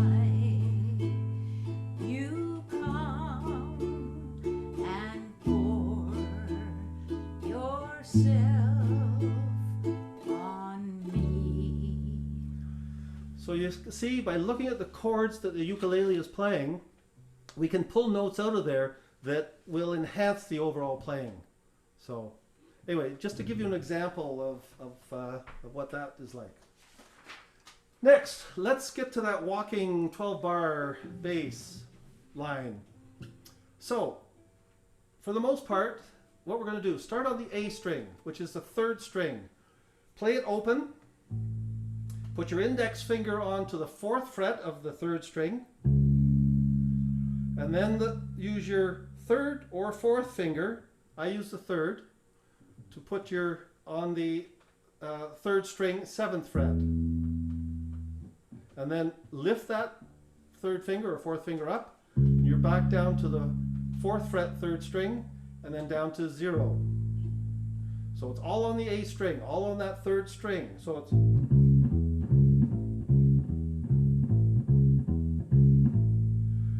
that's for the A chord. Then when we get to the D chord, that's the next string higher, the next string closer to the floor, the second string. So the same pattern. Open, 4, 7, 4, open, 4, 7, 4. And then we go back to the A chord, gain A string open, 4, 7, 4, open, 4, 7, 4. The E7 chord that Sue will be playing, we go down to the E string, which is the fourth string on our uBass, open, 4, 7, 4, open, 4, 7, 4, back to the A. Easy peasy, right? So let's just try a bit of that so they can see if you can get that. So it's all the same fingering. Open, index finger onto the fourth fret, third or fourth finger onto the 7th fret, and then lift that third or fourth finger back down to the 4th, and then open again. And then to change the next note, you just go up a string to the D or down to the E. So let's try that. 1, 2, 3, 4.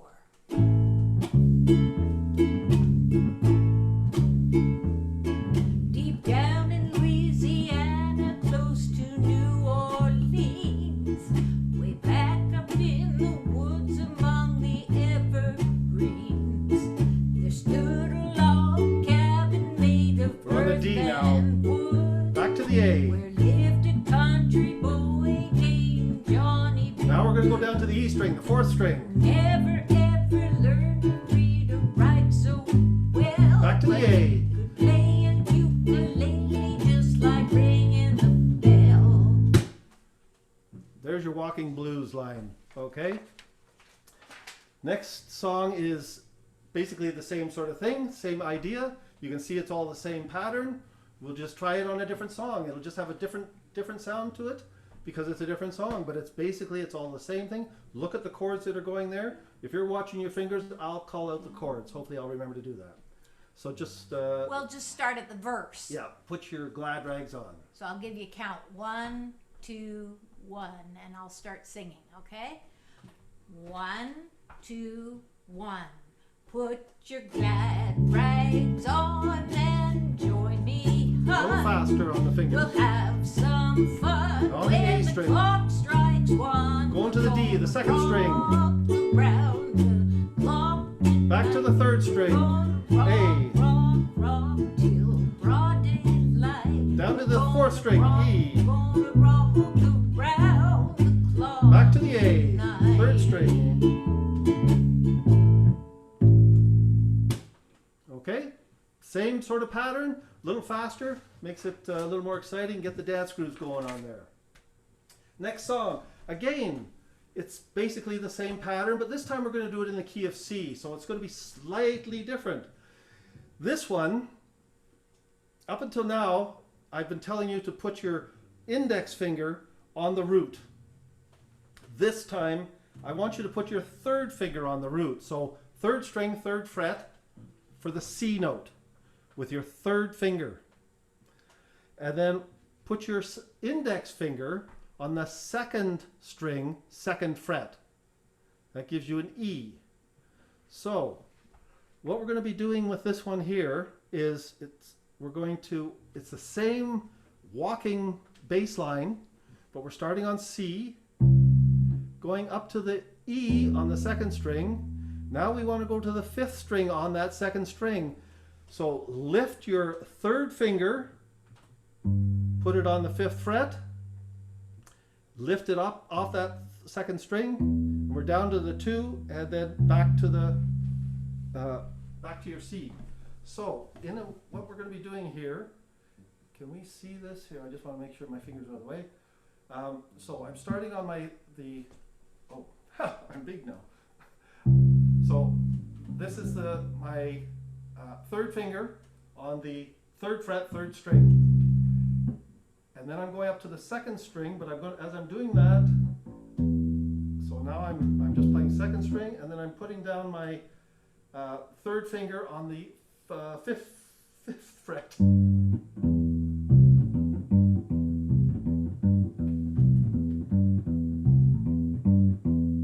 And then when we go to the D, I'm going to move up. Do you mean the F? Hmm? F, do you mean? Oh, Yeah, sorry. Yeah. Up to the F. The F chord. Yeah, the F. Okay. F chord, sorry. All I've done is gone from the C on the 3rd string up to the F on the 2nd string. But my finger position is the same. Okay? And then when we go down to the, it goes down to the G chord, it moves right down to the 4th string. So it's the same pattern, but we're doing something a little bit different with our fingers. A little bit of a stretch in there with the fingers. So that tab is what we're going to be playing there. Just try and follow along as best you can. We'll do it slowly. We'll do one verse, maybe a bit of a chorus. So we'll see what we can do here.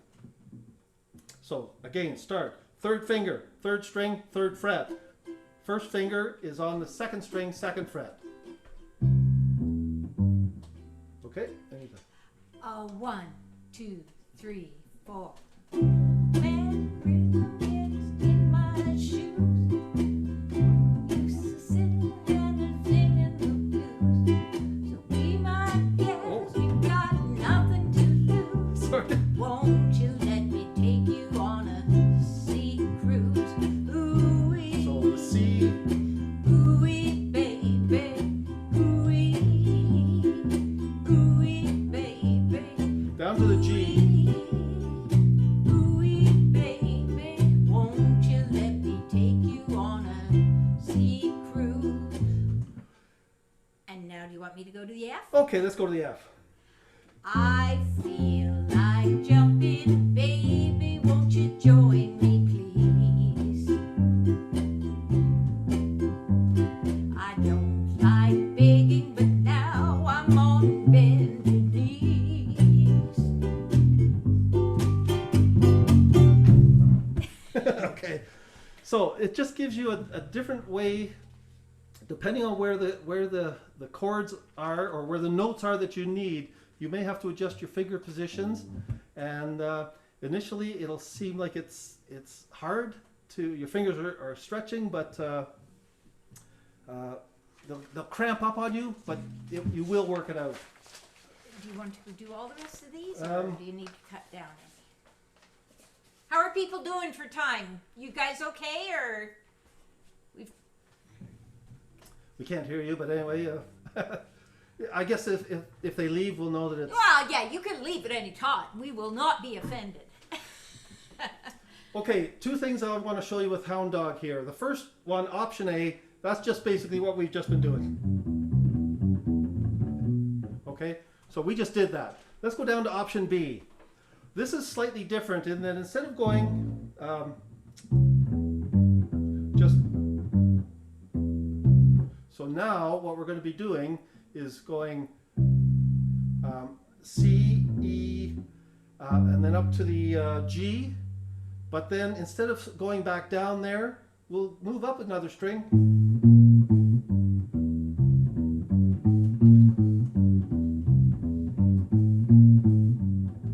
So it's all in the your finger positions are all, it's all basically the same. You're just moving up and down the strings, going higher in pitch and then coming back down. Maybe we won't spend too much time on this because we're running a little bit late here, and we've got a couple more things that I would like to show you. Option C, the other thing with option C is a slide, and that's what that S in there is for. So if we start on the third string, third fret, and then you play that once, and then the second time you play it, we'll just let Sharon move that up. The second time you play the third string, third fret, you slide up to the 7th fret. And then to the 10th fret.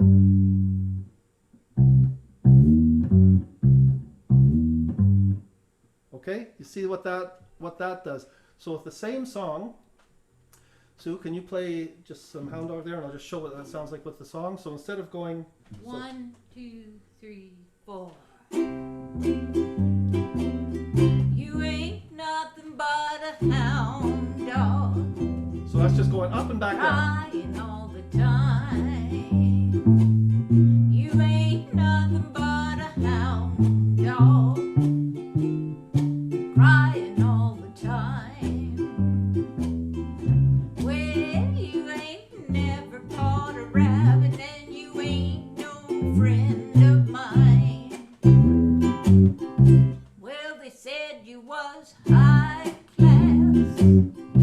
Well, that was just a lie. That's option C. That's C. Yeah, they said you was high class. Well, that was just a lie. Well, you ain't never caught a rabbit, and you ain't no friend of mine.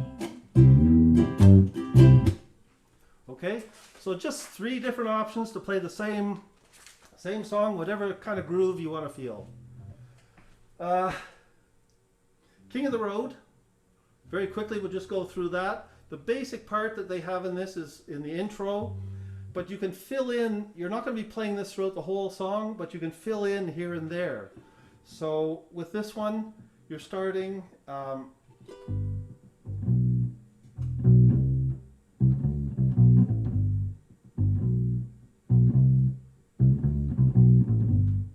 okay, so it's, you can see how it's written there.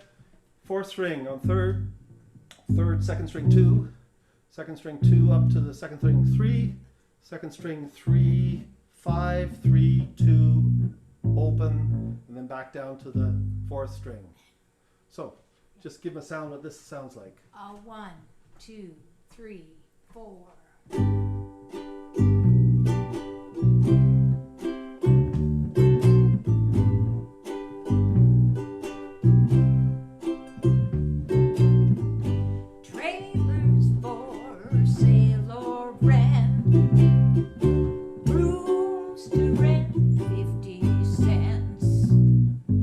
So you see, in the opening there, I just used that opening riff and then started using it to kind of riff on the rest of it there. And if you know your scales, you can just use those notes and you can sort of move around and just let it swing. Moving on. All of this stuff, as I said, is available. You can get this to online there if you want to practice this later. Lady Madonna. If we played Lady Madonna just with the notes that are showing there, it'll sound fine. So just right for the words there, Lady Madonna, just to hear what it sounds like. 1, 2, 1, 2.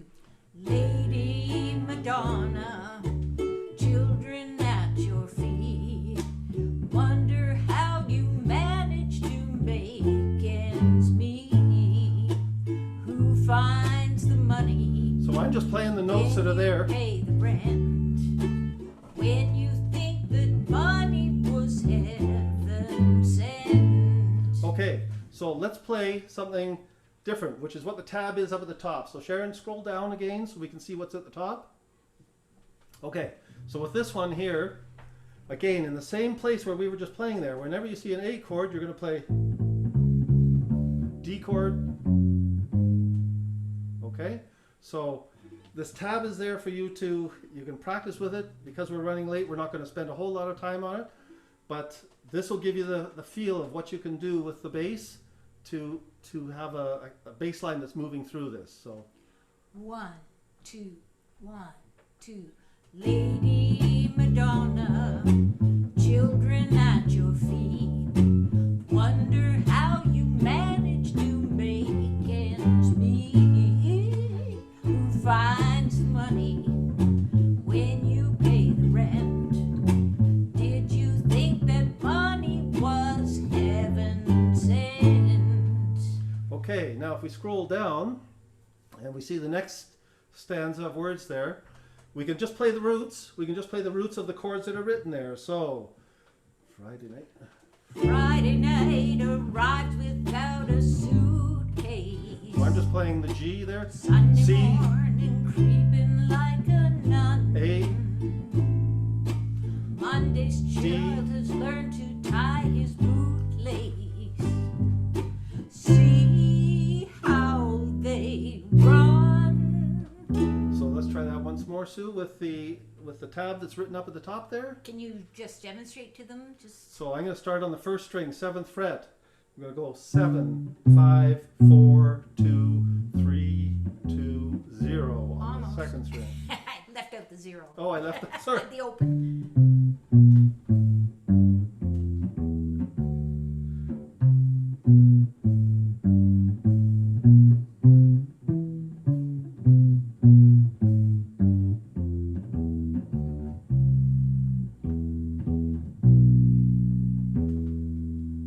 Try it. So that was just the tab. That was just the tab. Here we go. 1, 2, 1, 2. Friday night arrives without a suitcase. Sunday morning creeping like a nun. Monday's child has learned to tie his bootlace. See how they run. Madonna, baby at your breast, wonders how you manage to feed the rest. So that just gives you an idea. You can play that all with just the roots of the chords that are shown there, but if you can also add some runs in that, which really make it a lot more interesting. And that's going to be done in a lot of songs. Probably the most famous bass line that there is Stand By Me. I think we've only got 2 songs left to do here. Yes? And then we'll open it up And for then we'll open questions, up for questions if and anyone that. has questions.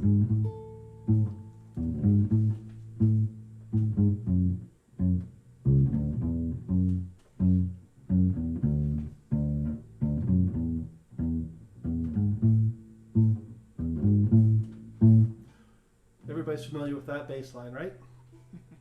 So the tab is all there, so there's a couple pickup notes there. With this, I'm starting with my 3rd finger on the 2nd string 2nd fret, my 1st finger on the 1st string 1st fret. So I'm starting off with that 2, then to the 1st string 1st fret, and I'm moving my 3rd finger up to the 1st string 2nd fret.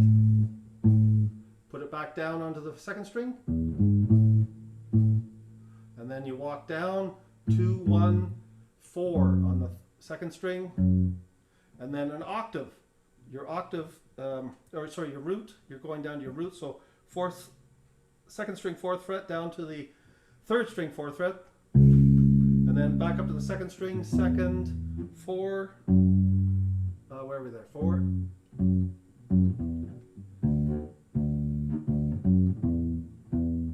then we start all over. So So in the F sharp minor, you're barring those 2, the 2nd and Yes. the 4th string. yes, when I come down there on the 3rd bar, the F sharp minor, playing that on the F sharp on the 4th fret 2nd string, and I play that twice, and then I go down to the 3rd string 4th fret. So my finger's just on a bar on there, and then up to the 2nd 4, and then walk down. Okay? So let's try a moderate speed, and we'll just see if you want to try and play along with this. 1, 2, 3, 4.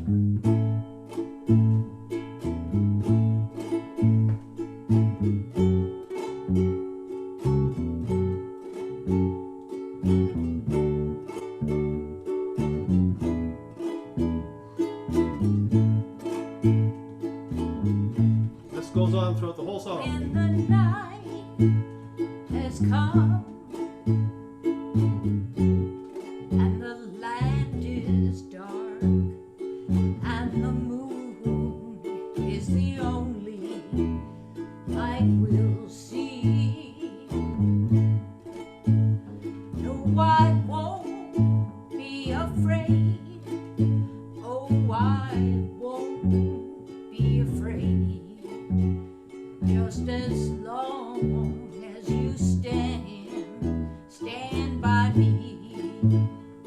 So darling, darling, stand. Oh, Okay, yeah, that's good enough. I got the hook. I got the hook. You gave her the hook. So anyway, you can see how that, like, it's that one riff that goes through the whole song. It's probably one of the better, most well-known riffs that there is out there in bass world. So learn that one, and you can really impress your friends and neighbors. The last one that we just wanted to look at quickly was Under the Boardwalk. Let me just get this in my head here. Boom, boom. Yeah.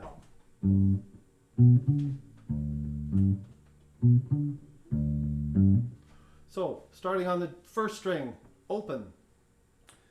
First note is on the 4th fret, then to the 7th, and then open on the 2nd string. And then back up onto the 1st string.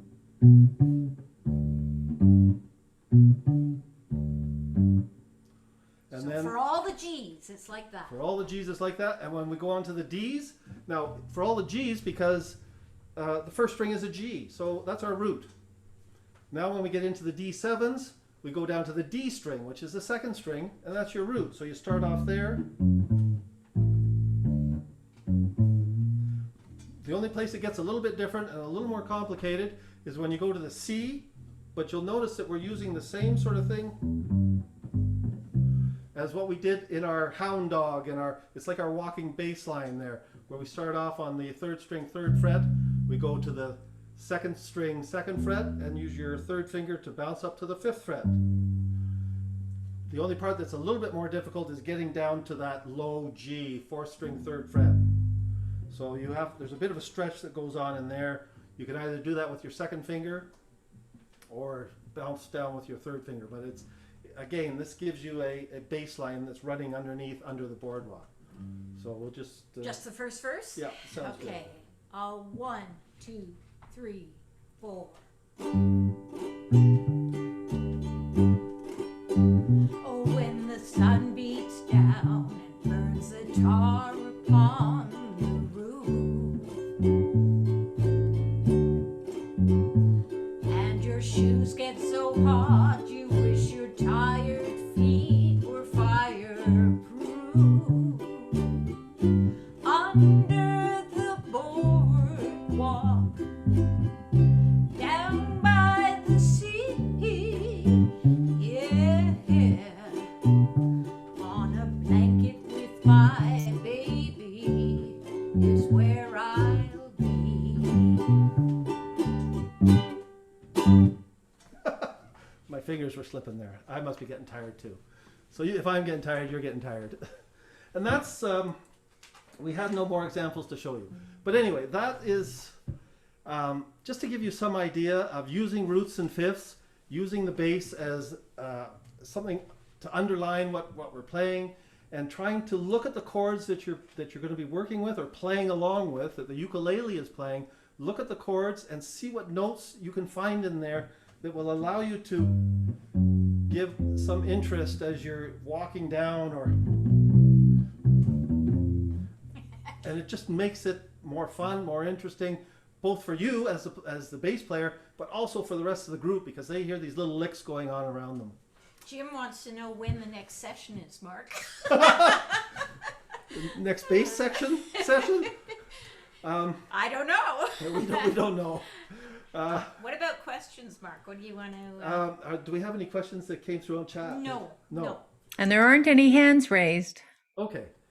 If So anybody... do you mean the next jam, a bug jam session, Jim, or do you mean when is Mark going to do another uBass session? The next bug jam is in 2 weeks. 2 weeks tonight. I see Danielle up there pointing at her bass. She wants more bass. Oh, Maybe we'll have to do some night. We'll have to do a bug slow jam, a bug bass slow jam. We'll do a slow jam and. Well, we could do the slow jam, say in May. We could do a slow jam, and all the bass players can try their bass. Yes, we could try that. We could do something like that. So maybe. Anyway. Oh, I see a lot of thumbs up there. Let Mark know if you like the workshop and. Does anybody have any questions about anything that I may have been too confusing or not? Unmute yourself and ask or put your hand up or whatever. Danielle has a question there, I think. Can you hear me? Yep. Yeah. When you see a line that has like a long chord, I'll give you the example I mean. How many times do you do the pattern? If you're doing a pattern like a walking bass pattern, you just keep doing it until you go to the next chord. You just keep keep it going. And if you get tired of doing that, what you can always do is you can find that note. If you're tired of doing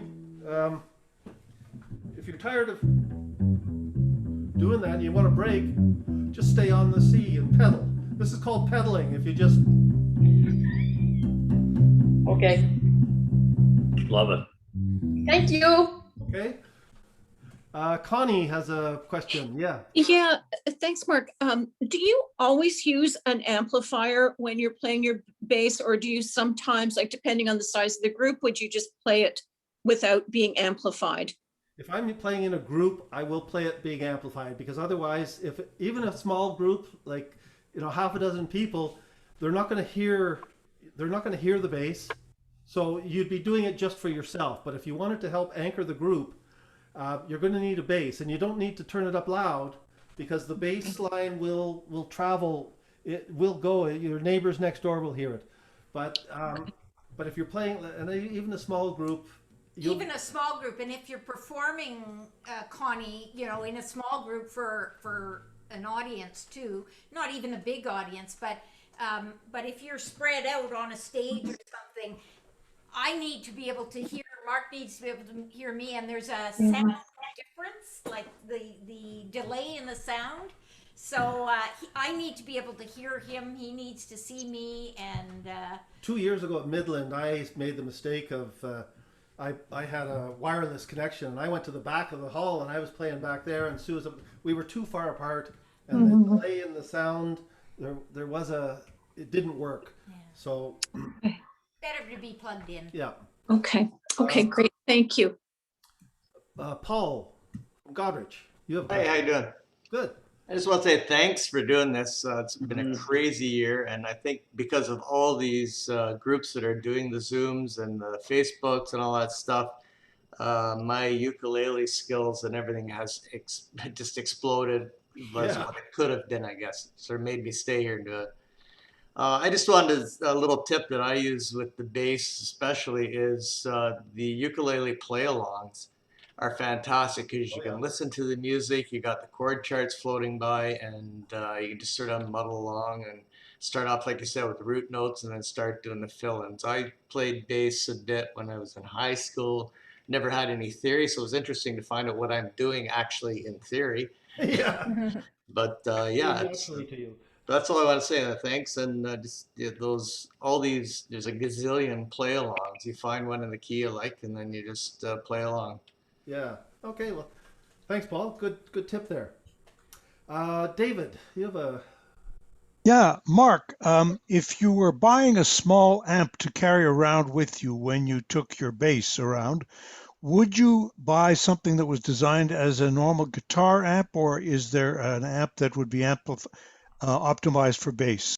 There are amps that are optimized for the bass, and they are better that if you're just going to be going around and playing in a small group and that, and you just want to amplify yourself a little bit, you can use a small guitar amp and plug your bass into it. You will not get all of the low end because they're not designed to be able to handle that low end. The Roland Microcube makes a really good little bass amp, which is battery operated. There's a Trainer bass amp, which again is battery operated. But if you can get one that is, if you need it battery operated, the Roland Microcube is very good. I have one of those and I really like it. It's got good bass end on it. Whenever I've put the bass through just a regular guitar amp, it sounds kind of tinny. It sounds kind of flat. There's no real substance to it. So I would prefer to have something that is designed for the bass. But if you don't have a need for it, then just use a little amp that you use to plug your baritone in or whatever other instruments that you're playing with, and it'll work for the small things. But if you're getting into playing a big room, you'll want something that's going to have that bass end. Thanks, Mark. You're welcome. Kimberly. Yes, Mark, I'm just wondering, I'm having troubles with the finger movement. Like is there other ways of doing it that's easier for because everyone has different ways of using their fingers. Is there a standard, like what you say, that I need to use it that way? Ideally, for your finger placement, if you can get into the habit of using your index finger and just covering the whole, like barring the whole neck on the notes that you're wanting to play. So if you're playing in the key of C, bar the 3rd fret. That way you've got everything that you need there. Make sure your thumb is directly behind the neck. Don't have your thumb wrap up over the top because that's going to make it too difficult for you to hold all those strings down. So don't worry too much. Like if you're having difficulty with that one walking pattern that we had that was going, so the 3rd fret, initially that might be too much of a stretch for you. Your hand, you'll start to cramp and get sore. Just start off easy and just play the root in the 5th. So instead of doing that walking, just play the ain't nothing but a hound dog. You can just do that and it's easy. And relax your hand as you're playing it so that instead of holding it like in a death grip the whole time, because you want that to ring on, relax your hand. The note will deaden out because you're deadening it, but it gives your hand a momentary break so that you're not cramping up. But just start off easy and don't try and do too many big and fancy things, because then you might get frustrated and you say, "Oh God, that hurts. I don't like playing this." Yeah. Start off easy. Just play the roots, or at root and a few fifths, low fifths or high fifths, and it'll come to you. Don't expect it to all happen right away. No, that's so true. I agree. Thank you so much. Okay, you're Appreciate welcome. everything. Okay, any other questions, thoughts, queries? No? No, just thank you very much. Well, thank you for joining us tonight. Thanks, Mark. Fun, and it's been interesting. Sorry it took longer than I had originally planned today, but it always does. I said to Sue, we're only going to do this for an hour, and then I said, well, it's probably going to be an hour and a half, and here we are 2 hours later. If we had more time, maybe what we'll do the next time is we'll take some of these songs and we'll just work on 1 or 2 songs and try and get the bass lines done, and we'll just do Lady Madonna. And, That'd be cool. something like that. So Yeah. anyway, I had a blast. Back, send an email. My email address is on the homepage of the Bug website, or however you want to communicate with us and let us know what you think, and what you'd like. And as long as we're above stuck ground. with Zoom, we'll try to keep doing stuff like this with you. And we're also planning on doing another slow jam probably in May. Yay. So you're welcome to join that too and practice your uBass skills. Yep. And Thank we'll you. see many of you In 2 weeks. in 2 weeks. 2 weeks tonight. That's right.